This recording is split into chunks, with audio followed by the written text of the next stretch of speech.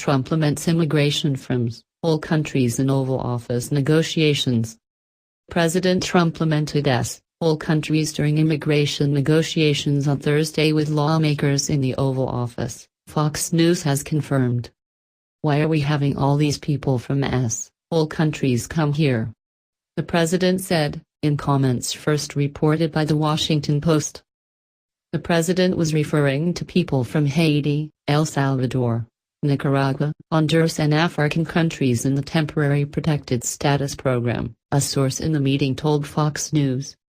About a dozen people, both Republicans and Democrats, were in the room at the time, including South Carolina Republican Senator Lindsey Graham and Illinois Democratic Senator Dick Durbin.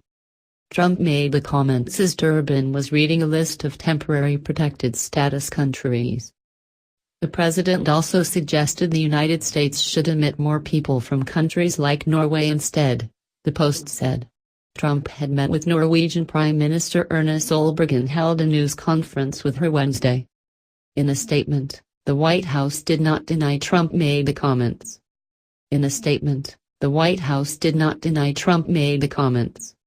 Certain Washington politicians choose to fight for foreign countries, but President Trump will always fight for the American people, said Raj Shah, the principal deputy White House press secretary.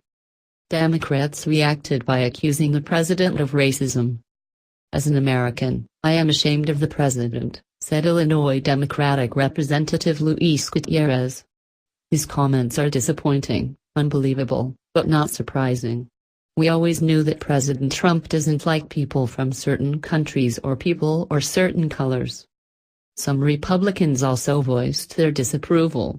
Florida Representative Ileana Ros-Lehtinen, whose district includes Miami, responded, "Language like that shouldn't be heard in locker rooms and it shouldn't be heard in the White House." Representative Milov of Utah, whose parents were Haitian immigrants, called on Trump to apologize, saying his comments were unkind, divisive, elitist, and fly in the face of our nation's values.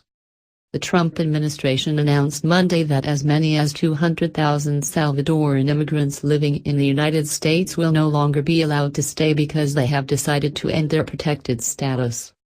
The administration's decision to end special status for Salvadoran immigrants has emerged as a possible bargaining chip for the president as he works to strike a deal with Congress on immigration.